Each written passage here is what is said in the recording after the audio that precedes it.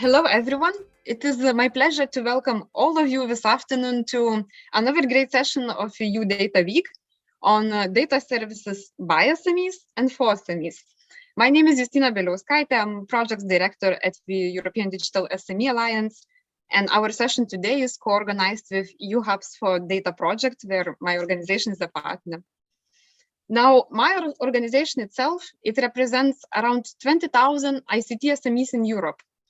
And why we are talking here today? Because we have a very, very important message for all these companies to tell to everyone. So basically, whenever we speak about digital transformation and digital transition of industries, we usually tend to think of big names, typical names. We imagine Amazon Cloud Services, we think of Microsoft, we think of Google, and so on. But there is one problem here, that the main enablers of digital transition are actually SMEs, are the small companies that sometimes you don't know their names, you don't hear much about them, but they are the key players enabling the digitalization of European industries. And this is why we are here today to talk about a few great examples that could give you a taste and understanding of what these companies are actually doing and what's the big progress into which we are driving European industry. So we will have examples of some very analog sectors, such as lifts, such as energy infrastructure services, and so on. Which usually tend to be very, very analog. But thanks to our digital companies, European companies born in Europe, grown in Europe, these sectors can become competitive worldwide and can become digital, therefore also, of course, sustainable. And however, these stories are not enough. They are still a bit too few. They still can be bigger, they can be scaled, and they can actually lead to European lead in the worldwide competition.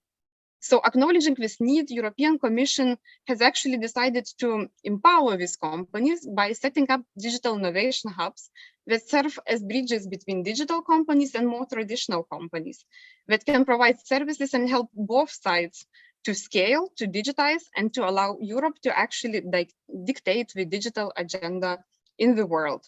So I will stop here with my introductions, and I think you're all very much looking forward to meet our speakers and hear what we have to say here today. So just for you to understand, the model would be that we will present all the speakers, we give them time a bit to explain to you who they are, what we do, and to set the tone for the following discussion. Meanwhile, if you have any questions to the speakers, feel free to use the app and write your questions in questions and answers section, which I will be monitoring, and I will address your questions to our speakers after their presentations.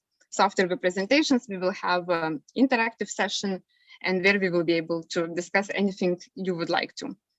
So not speaking anymore here, I would like to give a floor today to our first speaker. It's Carlos Matila Codesal, who is an aerospace engineer, and he is also a founder of a very innovative FUVEX company, which was founded in 2015. And perhaps, Carlos, you can, your company is a hardware provider actually, but data is really an indispensable part of your business.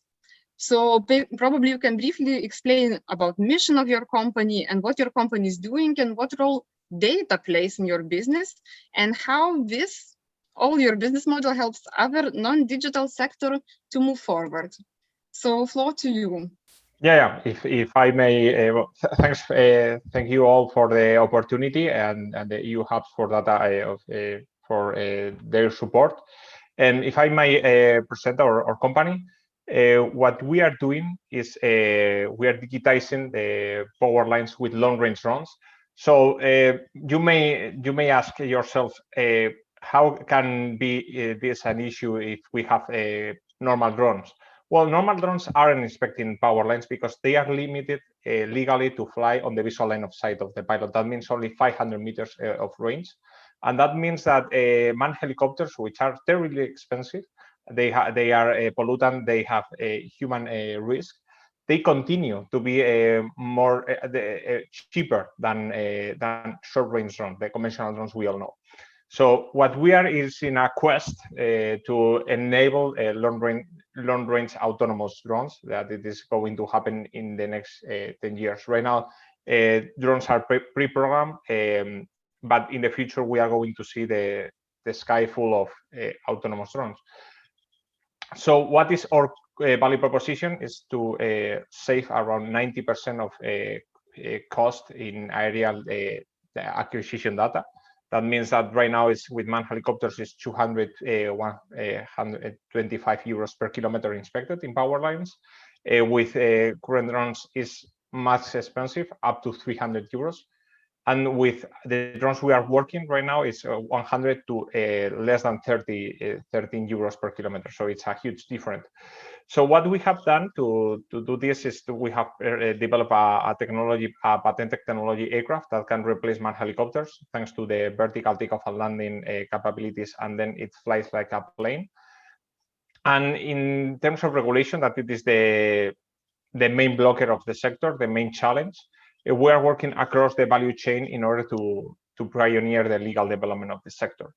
So we are a team of 14 people, and we are growing right now. In the next month, we hope that we finish with 16 people in our team. We have R&D, professors at the Public University of Navarre, researchers, PhD. We have investors. We have different types of different backgrounds. And the main milestones we have achieved is the first long-range flights in Spain over power lines, with the first authorization to perform them commercially, and right now the only one. And we have been performing flights in the EU integrated aerospace, EU space. And this is going to be an enabled technology for autonomous vehicles. So what we are doing here is, as you said before, Justina, we are a hardware company, but we are in a data accelerator. So what are you doing here? So the question, we are trying to solve two use cases in power lines. That is the mandatory inspection, that you have to acquire LiDAR, visual and thermal data, and post-storm emergency power line inspection, that you only require to inspect the power line to detect where trees have fallen down into the power line. And to perform this kind of inspection, you are always thinking about a sunny sky with a very linear power line.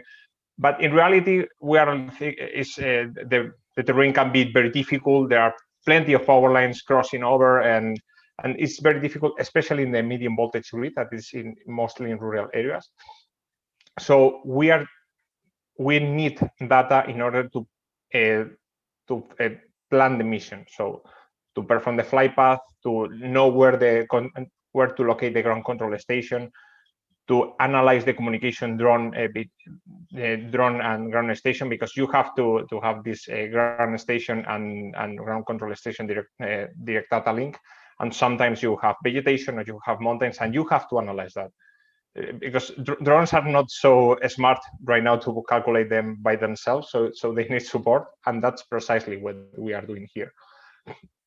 So with you have support, we want to increase our data capabilities, acquisition, and our service availability, especially in power, in emergency post-storm inspections, where time is really important. So thank you very much for letting us the opportunity. Carlos, so just to stress the point once again and stress your message here, what you do, your drones are flying across the energy power grids, and we're respecting them for the defaults, something what has not been done ever before you. And you need data now mostly for actually setting up the trajectories of the drones. However, you clearly also work with data a lot by making pictures, analyzing pictures, and looking for defaults. Is that exactly how it works? Yeah, well, we are like a data capturing system, and at the end of the day, clients doesn't need to know if it is a drone, a long-range drone, or a flying shoebox. For them is the same. But the issue here is that if you were lost in a forest, you will need a map. A drone has this cool navigation, GPS, and all the systems. But at the end of the day, you don't know where the vegetation is, the height of the vegetation, and you are flying very close to the power lines in order to get as much data as possible.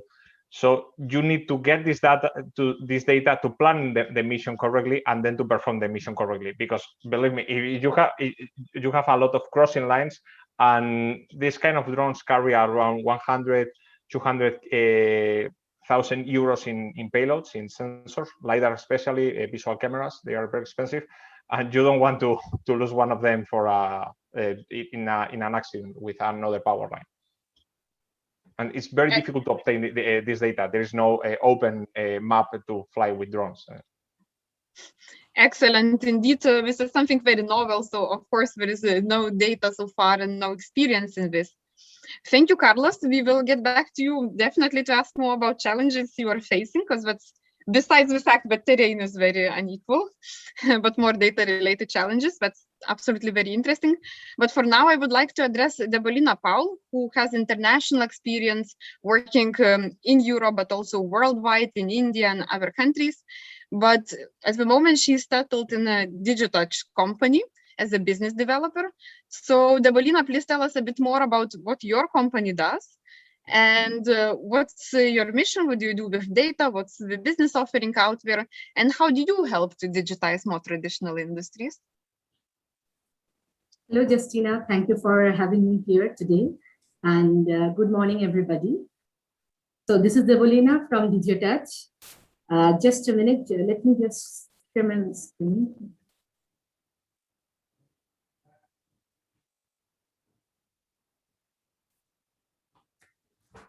Is that fine? Is that fine?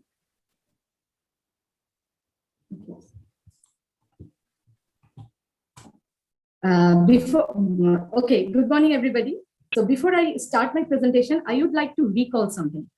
Just imagine 10 or 15 years before, when e-commerce has just been introduced in our industry or in our life, let's say, no one, literally no one could believe buying a product without seeing it. Fast forward to today, Amazon is having the biggest marketplace. So same goes for MOOC learning and other digital transformation products and services. In every case, trust and accepting change were the biggest issues. Even in the age of digital transformation, we have similar issues with using or sharing data effectively.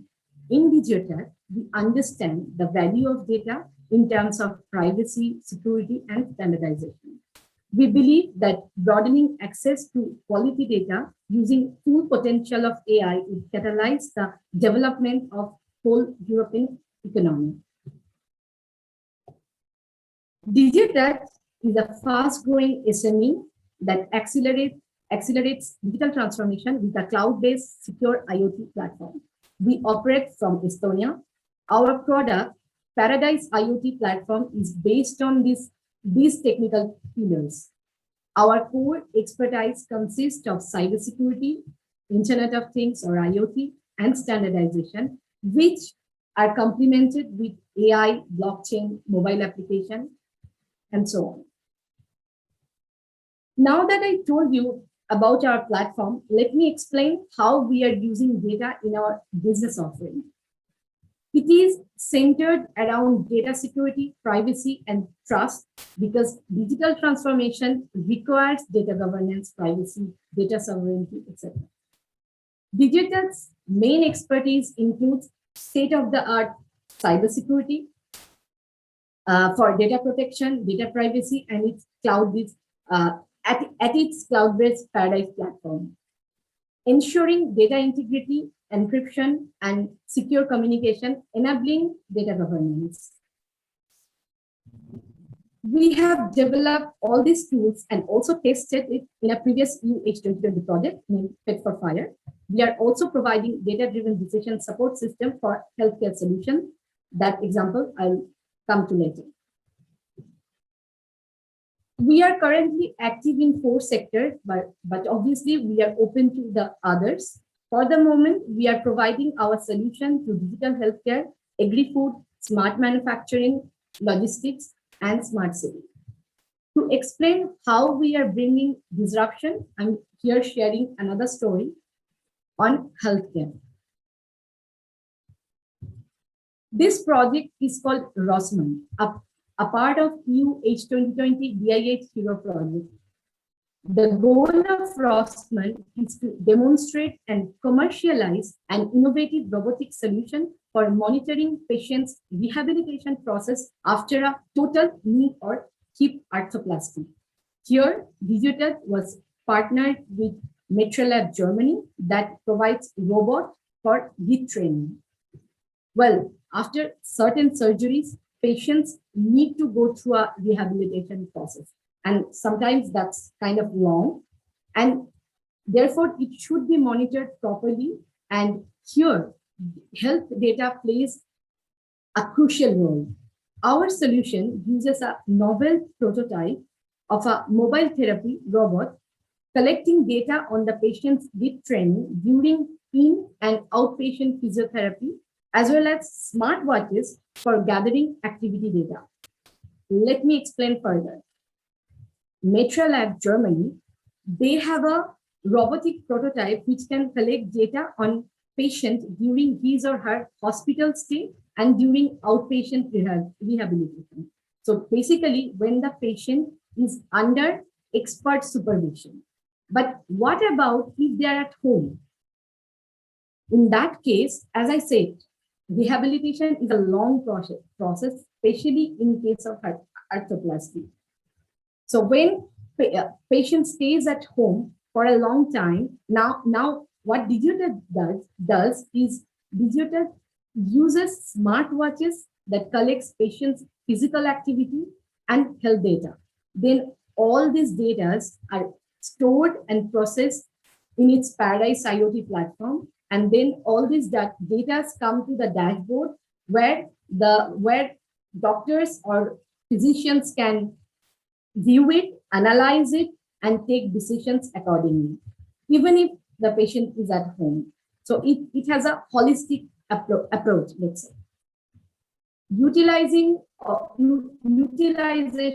of smartwatches and cloud platform are novel services in context of rehabilitation robotics. And together, they bridge an important gap for those phases where the patients are out of sight of the therapists or physicians. Finally, in this slide, I'm giving you 2 more examples. And I briefly mentioned how we work with non-technical SMEs in Europe for digital transformation. In a Horizon project, UPIT, we are working with manufacturing companies. The goal of the project is upcycling of plastic into food and beverage packaging.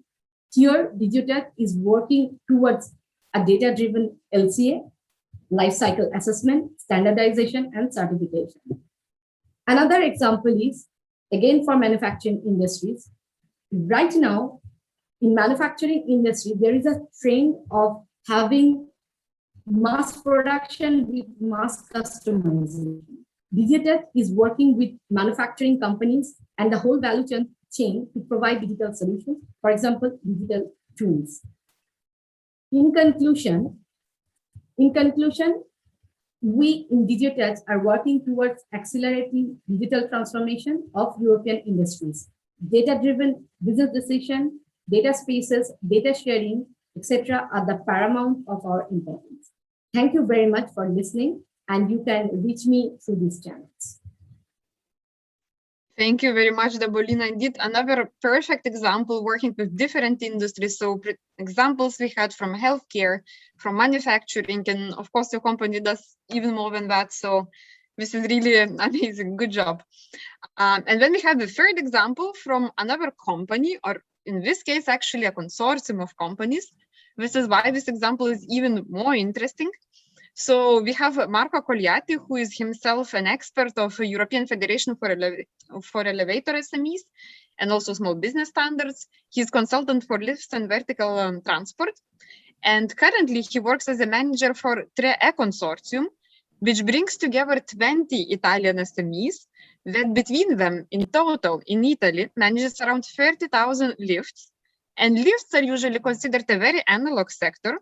So for our viewers today, it probably seems like, what what data can you actually get in lift? What can you do with data in lifts? And here, Marco, I give the floor to you to explain to us about smart lift project you are doing and use of AI for predictive maintenance in lift sector. Floor is yours, Marco. Yes, thank you. Good morning, everyone. It's a pleasure to be here with you.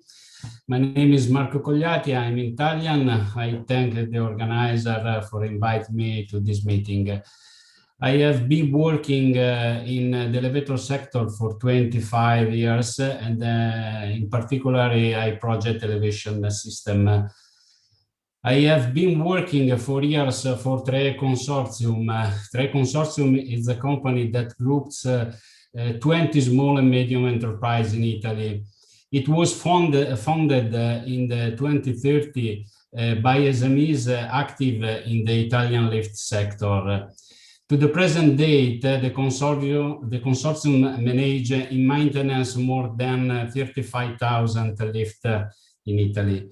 The TRE Consortium was born from the common need on several companies working in the same sector with a shared vision to evolve and expand. In previous years, many of the companies which are now part of the consortium had close cooperation with each other. However, the pressure of the ever-changing lift market has brought together a series of needs and issues that could only be addressed by joining efforts and sharing resources and synergies. The consortium strongly believes the digitalization in our sector can be of great help to all members of the consortium. In recent years, I have dedicated myself to the study and research of IoT system that can be applied to our reality.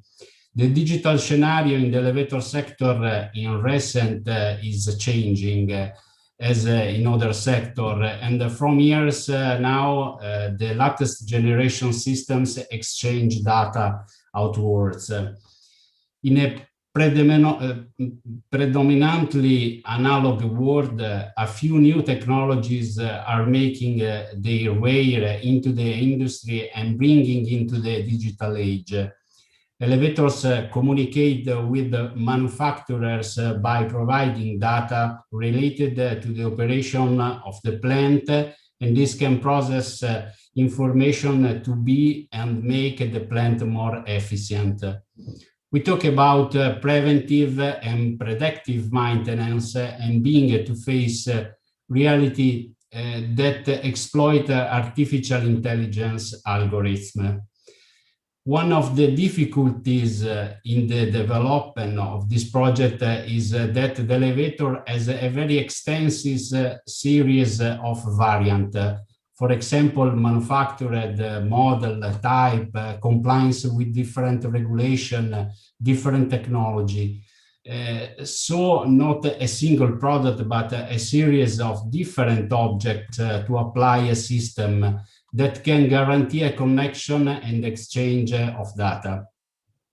Another difficulty encountered in the development of this project is that the data that was recorded or exchanged by the elevators was not saved or generally erased after a certain determined.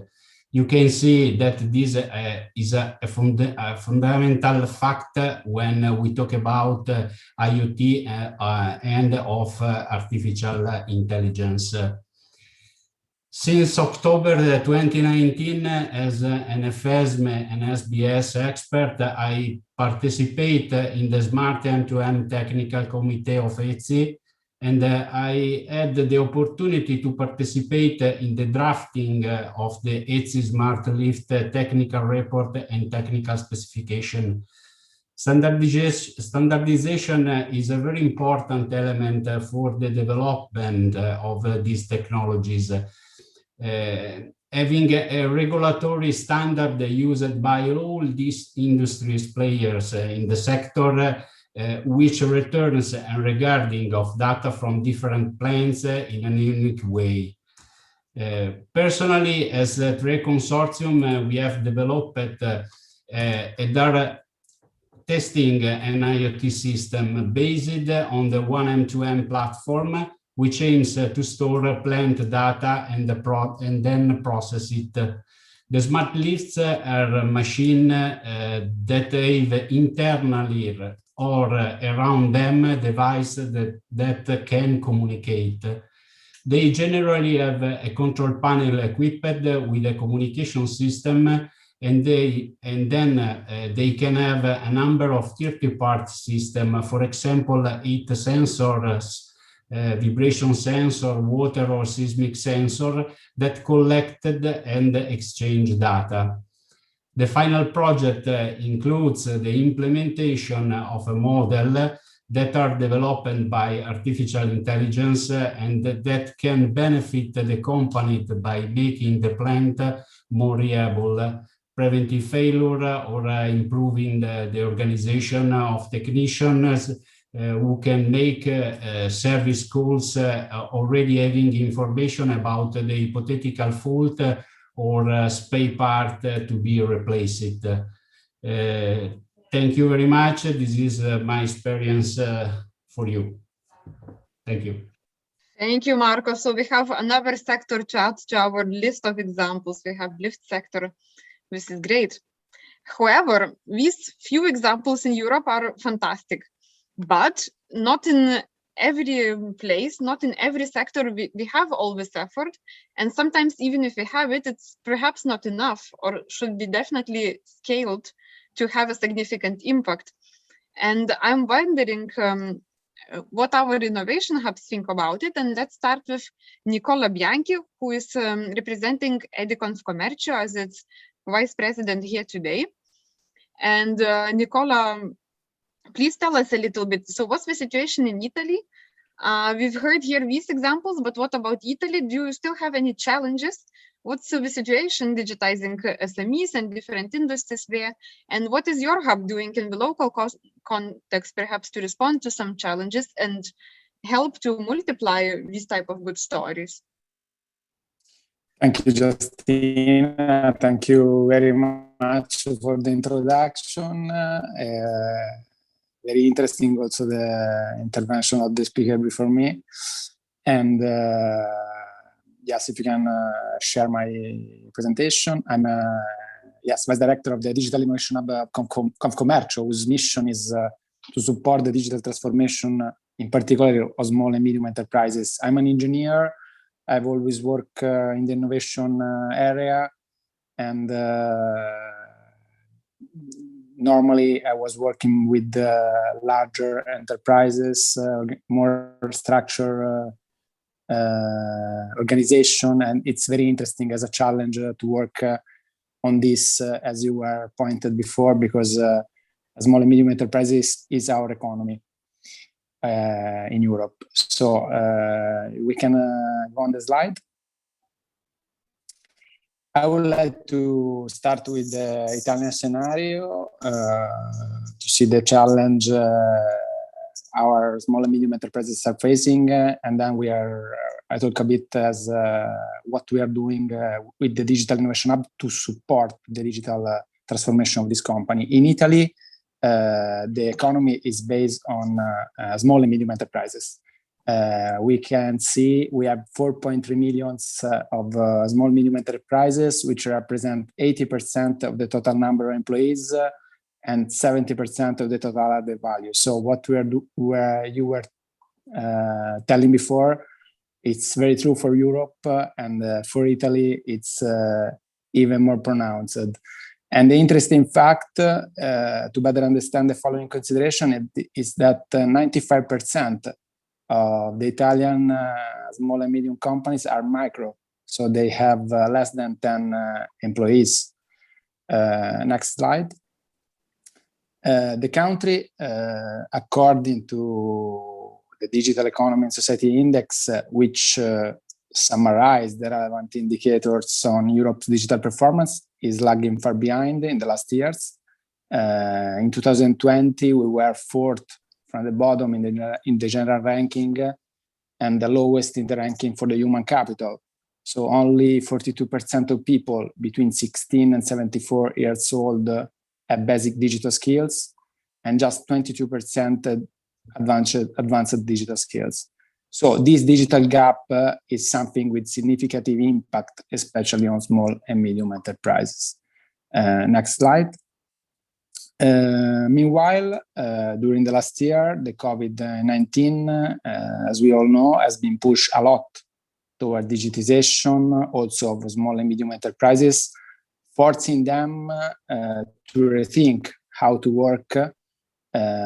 In March 2020, as an example, in Italy, we went from 600,000 smart workers to 8 million smart workers.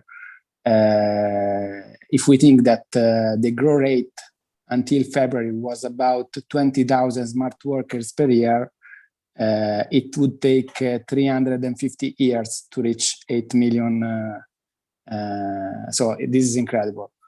But COVID also forces SMEs to rethink about how to produce, how to communicate, and how to sell the product. We have seen, for example, in sales processes, how the lockdown has pushed, for example, the adoption of e-commerce strategies as a matter of survival, also for very small enterprises. But this, we can go on the next slide, this COVID momentum has not yet solved the pre-COVID structural problems that most of small and medium enterprises are facing. In the next slide, we see that we are talking about lack of awareness and still a digital skills gap. We have problem in access to digital infrastructure. As for example, here we are talking about data, access to database like public database that could provide useful data for the development of entrepreneurs' business. Think about the mobility flows data, how could be useful for hotelier, for example. There is information asymmetries between demand and supply. Often the small entrepreneur who has acquired some awareness does not know to what supplier turn to that can respond effectively to his needs in terms of quality and efficiency.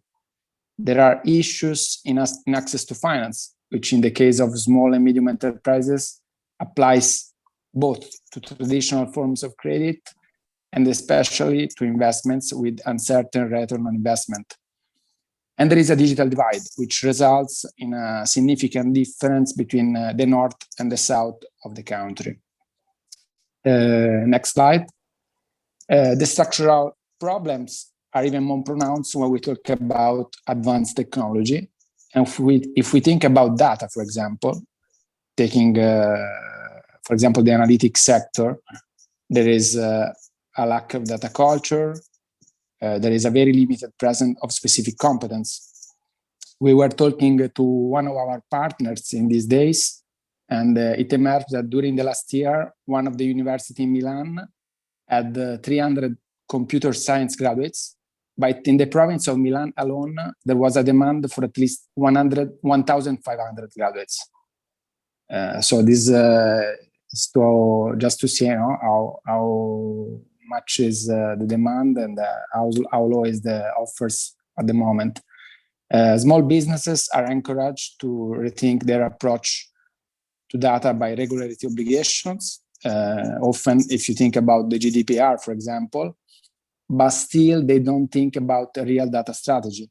So this is the real problem. You follow the legislation, but you don't really think about the opportunity and also the risk that you can meet if you don't have a real strategy.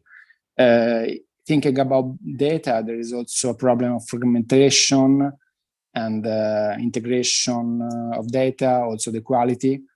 According to Politecnico di Milano, in terms of integration of data, only 1 in 4 companies which is involved in data analysis manage the integration of internal data, and very few large enterprises, not small and medium, manage also the integration of external data, facing problems like normalization and bringing together different sources and types of data for use in business processes. Next slide. So in this context, what we're doing as Digital Innovation Hub. First of all, as it was said before, we are the Digital Innovation Hub of the largest trade association in Italy with more than 750,000 companies. So the sectors are very large, very different. And we have companies from the smallest to the largest one. And we are part of the Italian Industry 4.0 network, which is the strategy to support the competitiveness of business. But we are also part of the Digital European strategies like the European Catalog. And now we are running for the selection of the European Digital Innovation Hub in the framework of Digital Europe. Our mission is to support the digital transformation, especially of the traditional business in sectors like retail, tourism, transportation, logistics, and services. But we help also companies in the ICT sector to transfer their tools and services to small and medium enterprises. If we go to the next slide, we have a big network with offices spread all around Italy.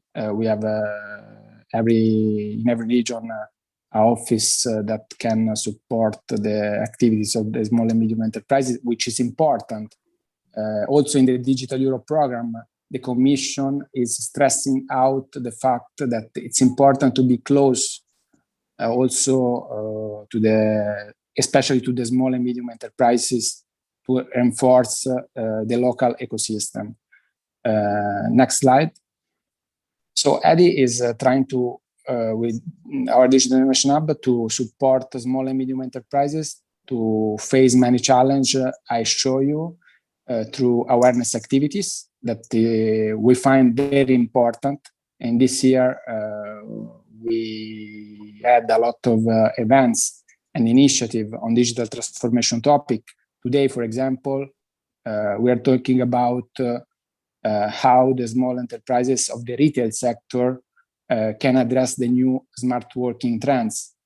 We are talking about training. So training, it's important in terms of train the trainers. So train our people, train also people that work as front end with the companies, and talking about training program, obviously for businesses on specific topics, not just on technology, but also on the business and strategy development. We support access to finance, I was mentioned before, and project development. Which means help the small and medium enterprises in finding financial instruments, but also opportunities on national and European call for proposal, for example. And finally, we deliver digital services and tools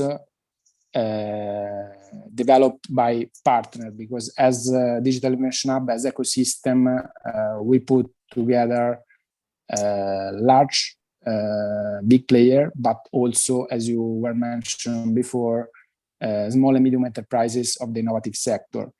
And we try to promote the matching of demand and supply, trying to reduce that asymmetry that I was introducing before. Next slide. I think I can stop here and eventually taking some questions during the discussion. Thank you very much. Thank you, Nicola, for your presentation and for sharing with us the role your hub plays. And here I would like to also address two last but not least speakers. So we have Barbara Stuttenmeyer and we have Robert Ginher, who are both representing another digital innovation hub, this time in Austria. It's a Know Center hub. And I would like to ask both of them to tell us a little bit more about what their hub is doing. Just perhaps a few words. So Barbara is had previous experience in large industry, working with rolling out data-driven services actually, and now she's leading internationalization efforts at Know Center, while Robert is a chief technology officer at Know Center and also heads the big data lab. And in addition to this, he's also a professor in even 2 universities in Austria. So we have very, very good and experienced speakers here. So please, Robert, Barbara, share with us what about your hub, what services your hub is doing, and how you are helping in this process to our SMEs. Yeah, thank you, Justina. Good afternoon. I'm Robert Ginter, and I'm representing the Know Center, which is a research center located in the south of Austria, and where we work at the intersection between academia and industry. So our mission is to bring those 2 fields together. And our emphasis, or the topic we are working on, is in the field of data-driven business. This means applying technologies like artificial intelligence or big data and analytics in order to get more value for the companies. And I would like to start my presentation with a quote from Antoine de Saint-Exupéry, a famous French writer. And because this quote came into my mind when I thought about our experiences with small and medium enterprises so far in the past years.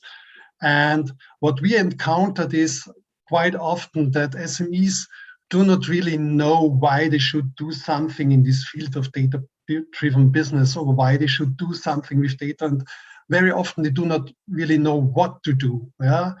And even worse, sometimes they are approached by companies, by vendors, trying to sell them technical solutions without the companies really having a problem in order to be solved by these solutions. So I think it's really crucial, and that's for SMEs, and that's one of our missions, I would say, to awaken the longing for doing data-driven business, for doing something with data. That's really crucial in order to be successful, and that's one of our missions here at the Know Center.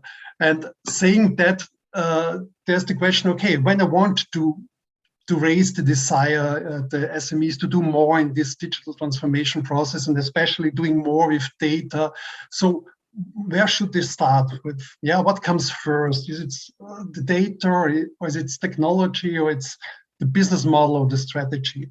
And what we've learned so far is that really technology comes at the very end. Yeah, and you have not to start with technology, but you have to think about, okay, which data do I have, and what can I do with this data, or what's my business model, what's the strategy I want to pursue, and how can data help me to pursue this strategy. So I think that's perhaps something we can discuss afterwards, if someone should start with data and later on with the business model, or vice versa. But definitely it's not a discussion about technology. Technology comes later. And this experiences and insights led us to extend our service portfolio. So as a research center and an innovation hub, we normally offer services like developing a machine learning model for doing better, for predicting maintenance, or developing a chatbot for better customer interaction, whatever. But what we really learned is that we have to extend our portfolio, especially for smaller companies, and to do some consulting. Yeah, and it's really about creating awareness at the companies, especially at the management level, to learn them, okay, why it makes sense to do data-driven business, what is possible with AI and what is not possible with AI, because there's a certain hype now, and not everything is true and feasible, whatever is claimed by AI. So it's really about awareness creation, but then in a second step, it's always about developing a strategy to find a way and a roadmap what I should do with data, and how data can support me in order to achieve my business goals. And then it's always about finding appropriate use cases, and that's really a difficult task what we encountered so far, because there's not there doesn't exist that use case or their use case, yeah, or the template for use case. So because it's for each company different, depending on the business goals of the companies, depending on the data they have. Of course, in the end of the day, it's then always about doing some conception, design, and development. Yeah, and I would like to stress just one thing out of this consulting portfolio we have developed, just in order to give you an example what we're doing in this field. That's especially this data value check, which is really about finding data-driven use cases for a company in a systematic way. Yeah, and it starts really with the business dimension. Yeah, so it's really at the beginning about how to generate ideas, which has helped me to improve a process, to optimize something, to generate a new service or whatever. But they have ideas which really have an impact on the business side. And later on, then in the course of this process, we look at these use cases from a legal point of view, especially in the case of when this use cases uses person-related data. So in order to be compliant with GDPR, yeah. And later on, we also have a look on these use cases from a technical point of view in order to see, okay, are these use cases feasible? What would be the effort if you would want to implement this use case? And in this context is always really crucial to have a look on the data themselves, because quite often it turns out that the data are not suitable for the intended use case. And at the end of this process, you have, I would say, a ranked list of use cases where those use cases which have the highest business impact and the lowest risk with regard to the technical implementation are in the first place. And that can be then some kind of hint and help for the management in order to develop a roadmap and to start with data-driven business. And we applied this several times and generated several hundred use cases so far. And one example of this data value check I will show you at the end of my presentation. We did this for a small software company which develops a software product for the treasury market. And they approached us and said, okay, we would like to do something with data. With data we have in our systems, in our software, but we do not really know how to start. And so we did this data value check. And at the end of this process, which took about 2 months, we ended with 3 top-ranked use cases.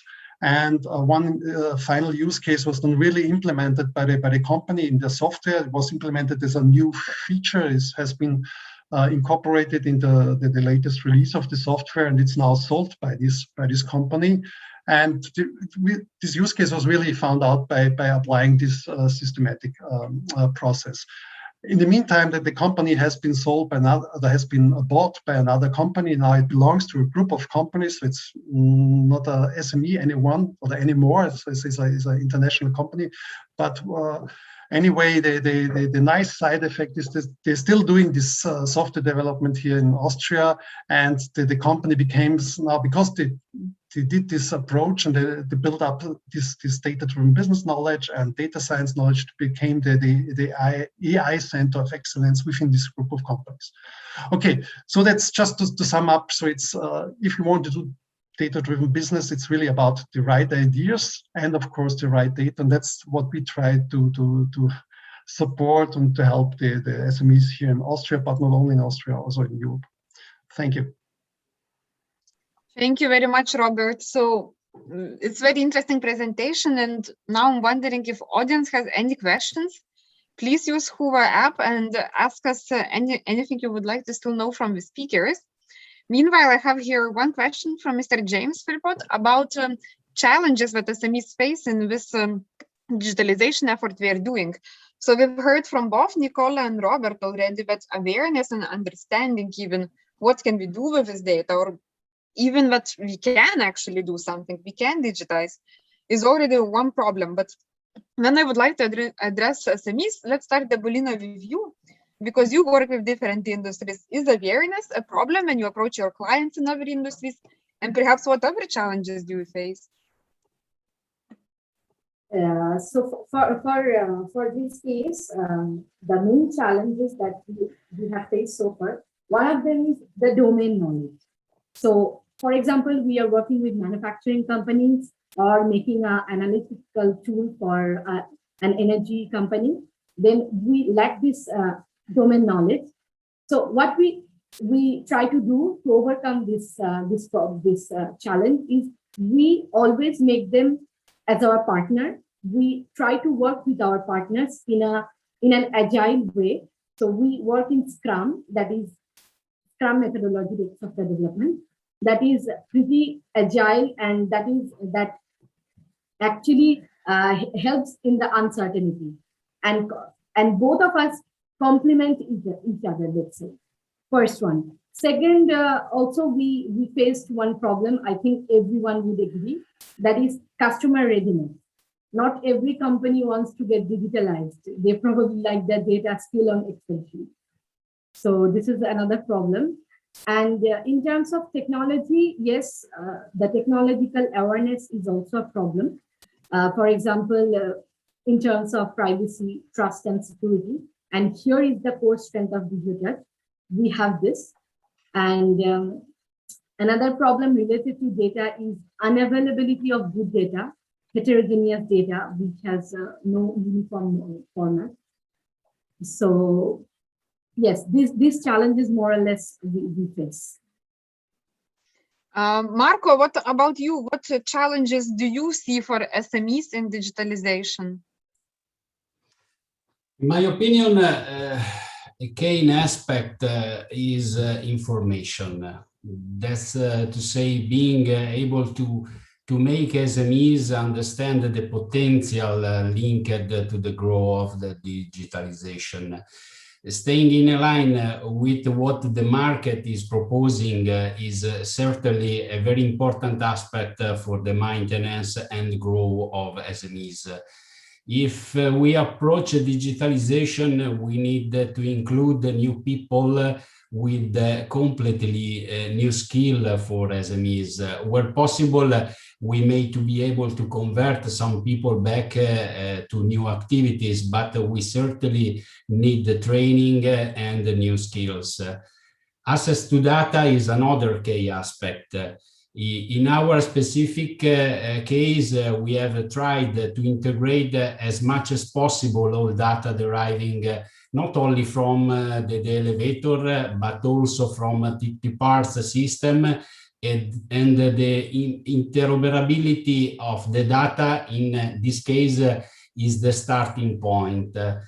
Personally, as a trade consortium, we have tried to act as far as we can on all fronts. We have invested in research and development and in innovate projects. We have involved qualified and professional partners from various sectors with a strong expertise in computer science and in the IoT world. We have contacts with university, and we have tried to grow our skill also in the field of the standardization. Thank you. And then perhaps, Carlos, the same question to you about the challenges that you actually face doing your business. Yeah, well, we are kind of special in this problem because the companies we are talking, we are trying to digitize. They already know they want to change the solution. They are few, as you can imagine. Not every company uses manned helicopters to digitize their assets. So that is one of the good things about the business, is that right now we know the clients. The issue in this sector is that drones have been the fairy tale of power lines since 10 years ago. Every year this is going to replace manned helicopters, and here we are, and they are still flying. So the main question, the main challenge, is the trust in the value proposition of the SME or the startup, because they have been sold on the idea so many times that they just reject the new ideas, and how we are facing that.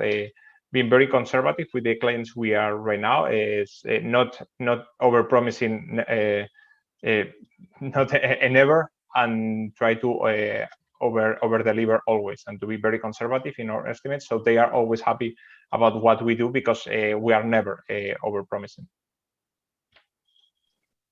And then another question I have here for SMEs, I'm wondering, so what do you do to try to overcome the challenges? Have you tried working with some business support organizations to help you with this, maybe with some clusters, some projects, and now you're joining EU Hubs for Data projects? So I'm wondering, what do you expect here? What type of help and support are you looking for?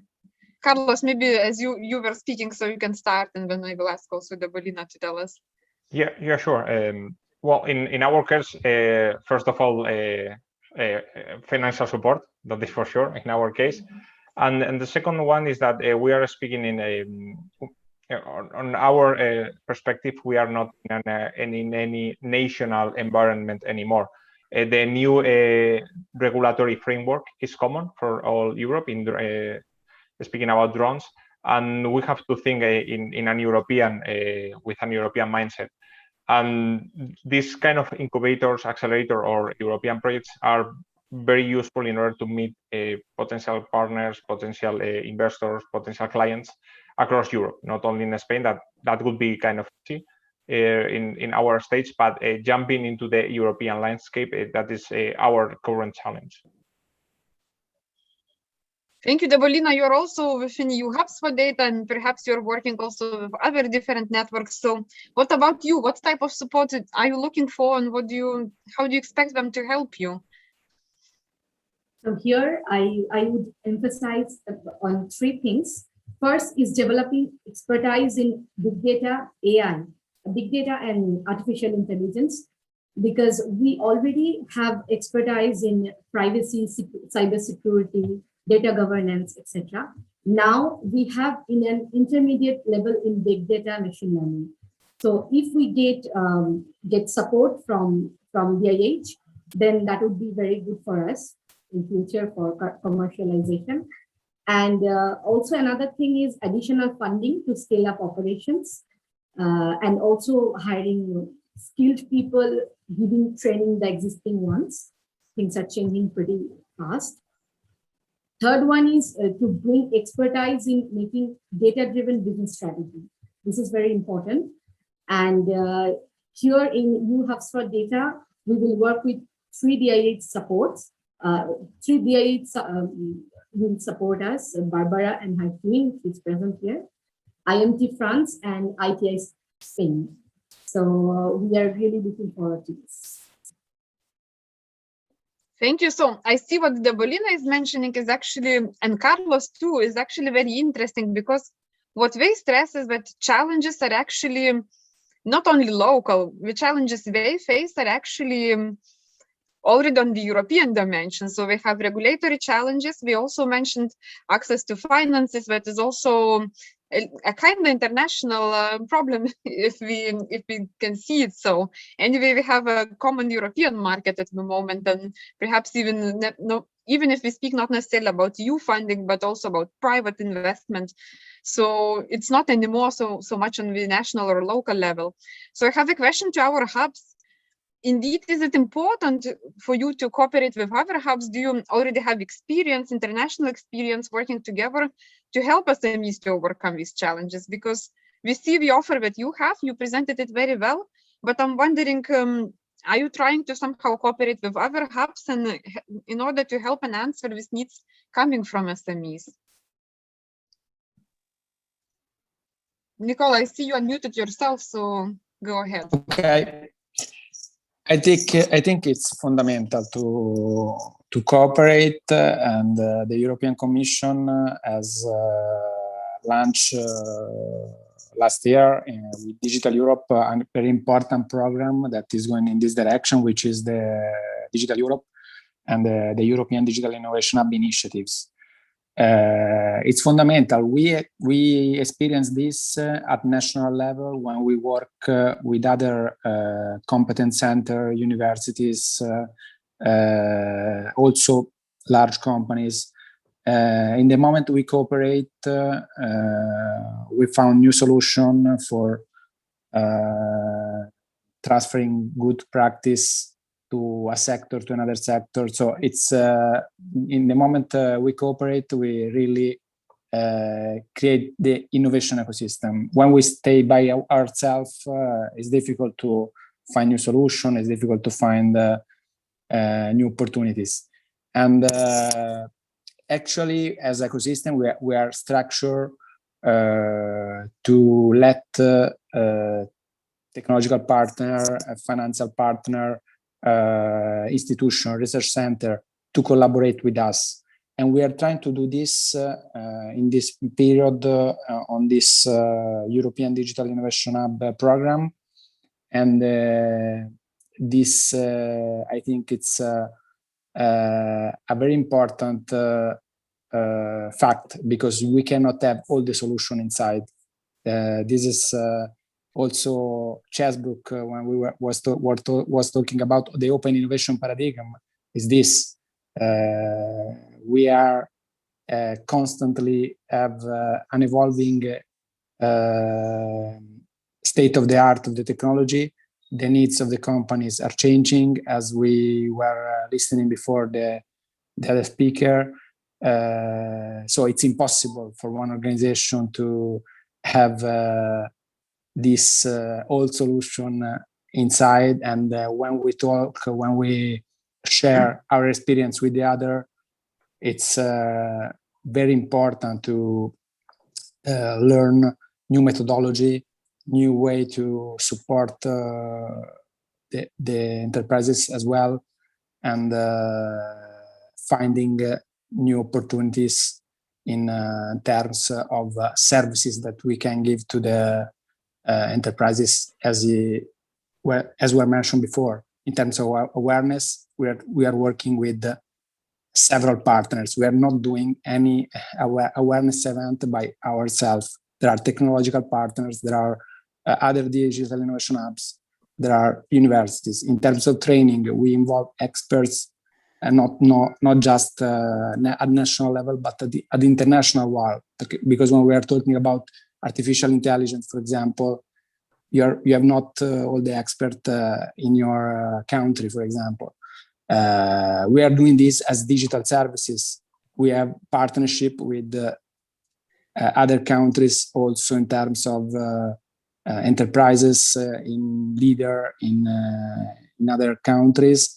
And the Digital Innovation Hub cooperation is very important in terms of matching demand and supply, when in your country maybe you don't have the solution to respond to the needs of the company.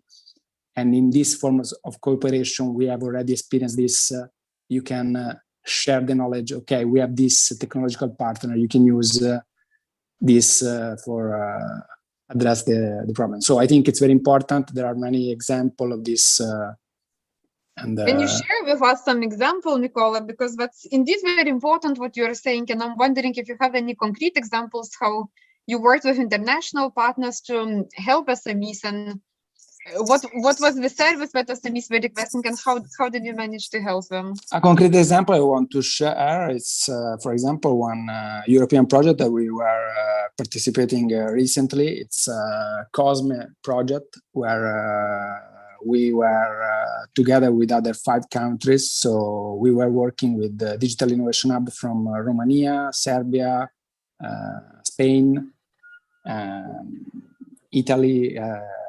So we were going together in finding to address the problem of digitalization of the tourism sector. So in that experience, we as Digital Innovation Hub found the technological solution that was not available in another country. So we found a startup, so a small and medium enterprise, Italian small and medium enterprises, that was already working on this solution to, in this case, let the tourism to be more accessible. So we were implementing in the project a solution to map the routes of the vulnerable people in a city, outside and inside the building, but also outside. If you think about you have to go from A to B, from the airport to the hotel, and you are visible. So this startup was put in this cooperation project with the possibility to work with other countries as well.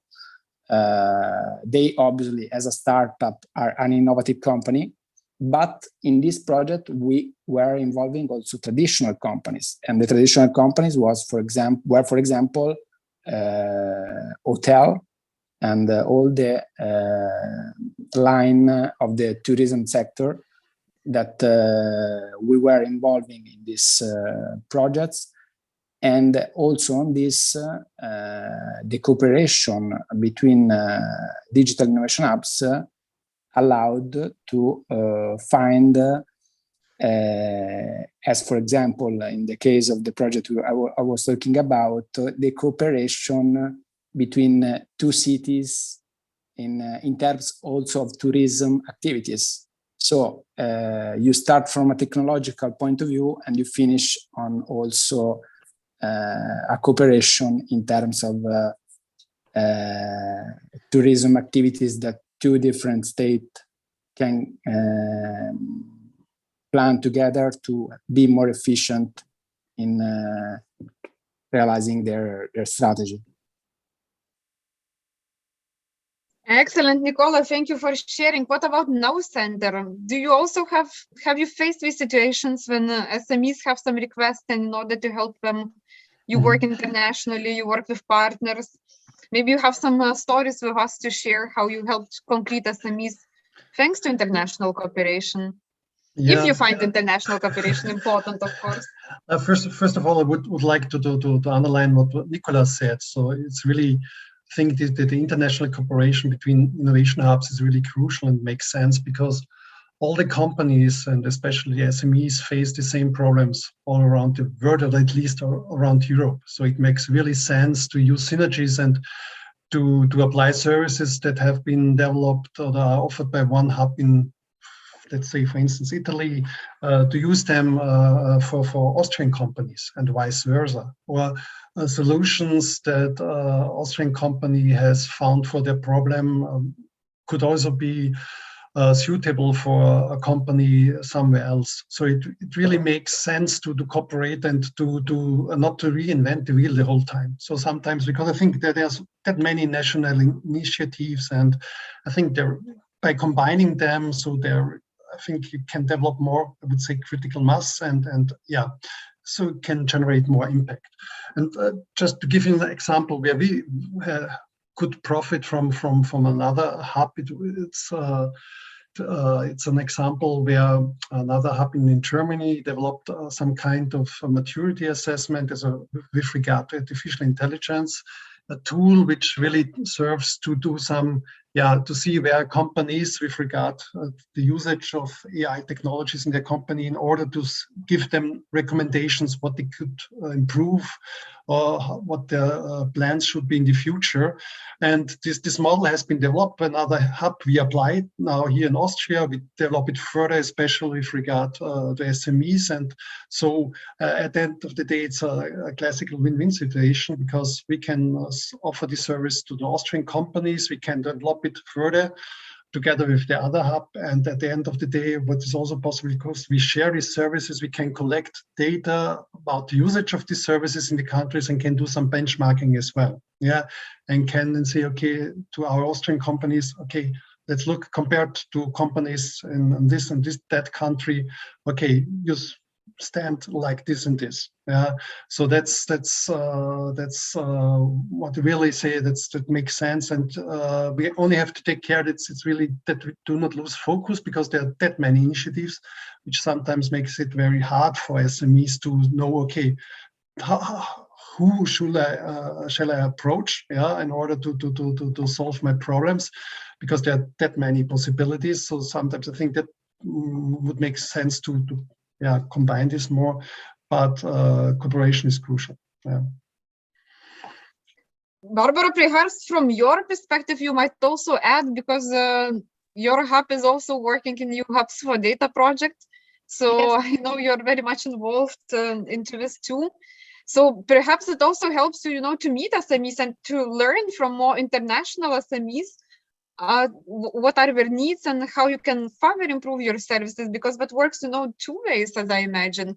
It's not only hubs helping SMEs, but it's also the more SMEs you have, the more you as a hub probably learn.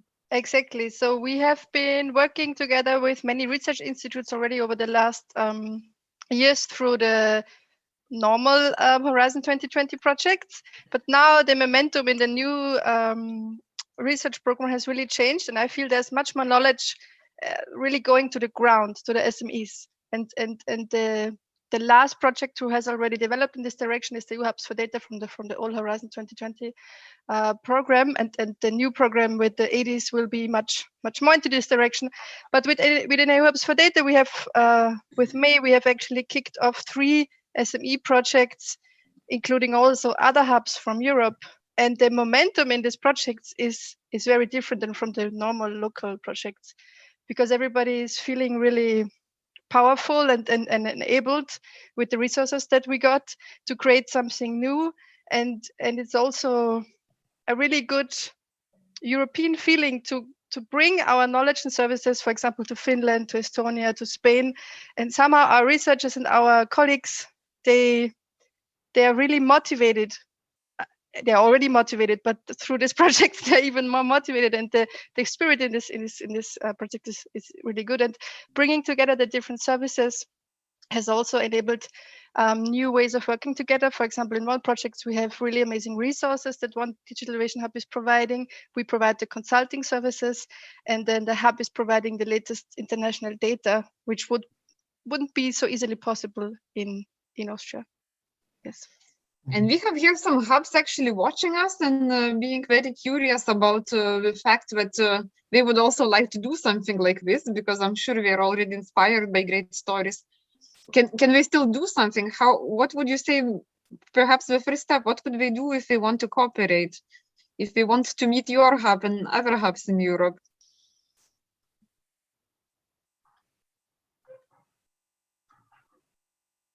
Barbara, perhaps... sorry, I was just can you repeat the question? I was just looking at it. No worries. I was wondering if hubs want to, perhaps they're inspired by your experience, by Eddie's experience with Nicola's story, and they want to perhaps somehow join the community to meet these hubs, to meet your hub and other hubs. What can we do? Are there any first steps you could advise them to take? Yes, of course. So the EU Hubs for Data Federation has initially started with 12 digital innovation hubs, but we are growing until the end of the funded period, until end of 2022. We are expanding up to 30 digital innovation hubs.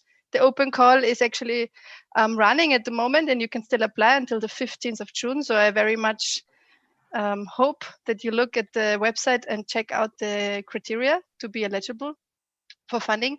But also, we are creating a big community around EU Hubs for Data, where you can see all the different events that we are doing, all the different cascading funding that is also done by neighboring projects from EU Hubs for Data.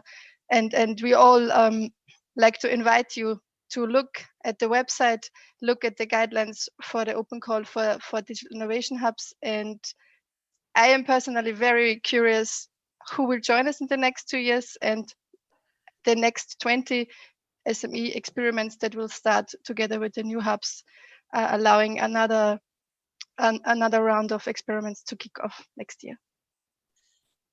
Perfect. So not only can our attendees today listen to presentations and learn from your experience, but live this experience themselves.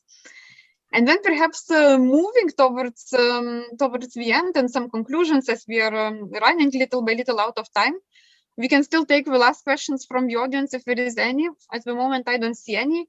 So maybe I will turn back to our SMEs to ask them for a bit of closure of this discussion and to tell to our audience, so what do you think should be the next steps? Because we don't only have hubs here, we don't have as some SMEs that have similar stories as yours, but also we have perhaps some decision makers. We have here the Commission, regional, national authorities.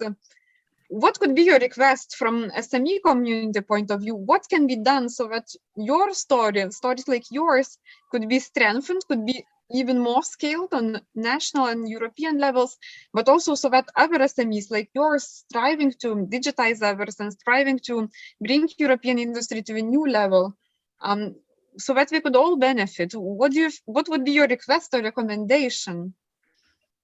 Well, in our case, if we may start, the first of all would be to aggregate all the different initiatives that are over there to support SMEs, to aggregate them, because there are plenty of ideas, there are plenty of initiatives over there, but there is no like a central repository, or at least I don't know of any. And the second one would be to encourage the dissemination about the success stories in order to motivate other companies to participate, to digitize themselves, and etc. That would be our two recommendations. Thank you. Dabolina, do you have anything from your side? Yes, definitely. So for accelerating digital transformation, what I believe should be the collaboration. Collaboration, the way we are moving, if we get it more concrete and growing more, that would be extremely helpful, because I agree with Nicola and other speakers that we are SMEs. We do not have all the capabilities. So when we share our knowledge, both of us grow together. Firstly. Secondly, also I think knowledge, strategy, and awareness play a crucial role here, because for manufacturing companies and traditional companies, we really need to convince them that digitalization is for good. And so basically we need to put digital at the heart of the strategy and have right tool, right process, right people. And we can gain this having a privacy security issue, solve privacy security issues for the data, so that we can have data and we can use the full potential of artificial intelligence and grow together. Perfect. And then perhaps for the hubs, the question would be going a bit further. So in order to answer these questions from these SMEs, but also in general, in order to help digital innovation hubs to work in their important mission, because here we have two great examples, but we have hubs all over the Europe, in every region, sometimes more than one. What could be done on European level, perhaps to help hubs like yours to succeed, to create more stories like yours, and to help these SMEs to thrive? I don't know which hub would like to start. I'll be very brief. I think at European level, the Commission now, as I was saying before, has launched a very interesting program, which is Digital Europe. I think the resources on the program are good start, but not enough. We would ask more resources on this big challenge, and taking into account that there is also a different level of maturity in the different countries of small and medium enterprises. So Digital Europe now is focusing obviously on three key technologies, which is artificial intelligence, cybersecurity, and high-performance computing. And there are countries outside Europe that are investing a lot more than we are doing now, and so one matter is more resources on this topic, on the advanced technologies. Another one is to let also taking into account the different of the maturity in the different countries, also to enforce, strengthen this digital strategy, also more consolidated technologies, because we are talking sometimes with small and medium enterprises that still doesn't know and haven't adopted the consolidated technology. So this it's very important. Another point is promote the international cooperation. Still, Digital Europe could be in that direction, but we need initiatives that could promote, as we are doing today, talking each other, the real exchange between the best experience that we have in Europe. And maybe another suggestion could be to have one platform where we can have a matching between demand and supplies at the European level. So today we are talking about local platform to making this match between suppliers and demand, but probably could be interesting also to have one platform on this at the European level. Yeah, it's a very interesting suggestion, actually. And sorry for jumping in, because we have one question here, very quick question from SME. So we still have a little bit of time, so perhaps I will quickly ask. So I'm sorry, I don't want to go far away from Nicola's idea, because it's a great idea, but I think it's also an important question we got about help for SME. So we seem to be interested in all these services, and the question is, so what should SME do? What's the first step? How to find the hub? How to find some support? I'm wondering, Nicola, maybe you can just quickly add. Indeed, platform would be a perfect solution, perhaps. But as long as we don't have European platform, what should SME do, or how should they find a hub like yours? Just a few words to help audience. In our case, at the moment, we have obviously our website, which is ediconfcommercio.it, where you can find the possibility to have a first assessment when we're talking with which is a free assessment that we are doing to the small and medium enterprises in Italy. But if we eventually can support also other small and medium enterprises eventually from other countries.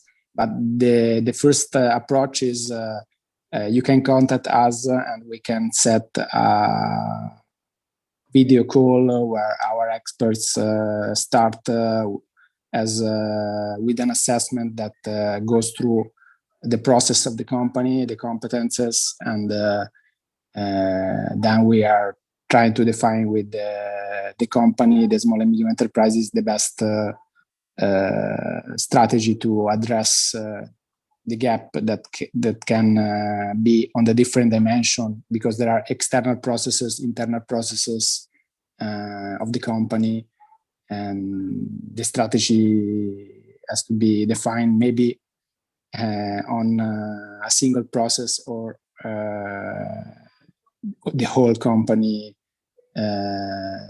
as it should be. But sometimes we are working with the companies that needs, for example, as we were in last year, to be online to sell their products, and we were obviously focusing on the external processes. Also, if internally they could have some gaps. So the methodology is an assessment that we can do via web call, and then we can have several meetings where we arrive at the end of a co-design process in the definition of a strategy for the company as well. And then we find also if the solution needs partners, a technological partner that we have selected, because we have a sort of marketplace where we assess the companies from the technological side, and they are small and medium enterprises that we put on our database, and we match them with the demand when we need a solution that they can provide. Thank you, Nicola. Robert, perhaps a chance for you to jump in with the same question and also a reply to previous intervention by Nicola. Yeah, but there's not much to add. I think it's really if you're an Austrian company, just contact the Know Center and we can sit together and see what services are suitable for you and how we can help you. And of course, on an international level, I think that varies from country to country. That I don't know, to be honest, what the best way would be. Just normally, if you have some central entry point, or like funding agencies, the National Funding Agency, who has a list of the digital innovation hubs, but at some point it might still be tricky. And as Carlos mentioned, okay, I think aggregation and more visibility of hubs is of course necessary. But currently, that's the only way, just to contact the hubs directly. One thing what I wanted to add is also, because what we would wish from a hubs perspective is to add the financial perspective, because at the end of the day, it's always about funding, financing, and I think, of course, there are means by the Commission and also on the national level. But on the other side, on the other hand, there's a lot of private equity out there, and I would really think it would make sense to create some incentives by the governments, by the local governments, national governments. The private equity is used more also for the digitalization of SMEs, not just that they invest in startups or in huge companies, but also on the SME level. And there could be some how should I say, some measures, financial measures, and who raise attractiveness for investors and for private equity and family owners, to invest in SMEs. That would be really helpful, I would say. Yeah. I don't know, Barbara, if you have something to add. Yeah, I just wanted to add a very practical advice at the end of the session, that if you're an SME and you have a concrete idea for an AI service implementation, write your proposal and then look for the very many different cascading funding opportunities out there. So you can, obviously, EU Hubs for Data has funding opportunities for you, but there's also neighboring projects. I for Trust, for example, but more projects got funded from the Horizon 2020 research funding sector, and you can submit your proposal there and it will be evaluated, and through this you get a really good chance of funding and have really good resources at your hand from all the participating hubs in Europe. Thank you, Barbara. Indeed, we also have another attendee here today, Long Pham. He also shared in Who's chat a link to another EU support program where SMEs can find shared resources and expertise. So thank you very much. Thank you everyone for our great panel today. We are unfortunately running out of time, even though it was really my pleasure talking to all of you. So I think what we learned today, that SMEs indeed foster digitalization in sectors as wide and as different as we had today: lifts, healthcare, manufacturing, energy. And this is very, very important for Europe to be competitive in the world and to manage to be the front runners of digitalization, not only here in Europe, but perhaps at some point already looking at providing these services worldwide and helping industries all around the world. And for this, we do have digital innovation hubs that are out there to answer different challenges that SMEs face. We've heard about awareness, we've heard about skills, about access to funding, access to data and data infrastructures.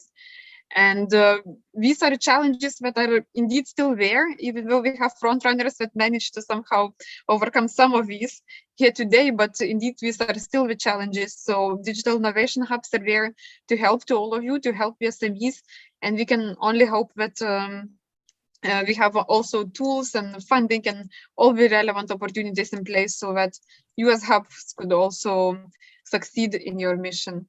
Thank you very much. Thank you for all the speakers today and for all attendees who liked the session, who were interested in the session. We have also some links for you. And we also invite you to follow other sessions of the EU Data Week, which is definitely not over yet. So please join all the other panels as well. Thank you very much, and thanks for all the speakers.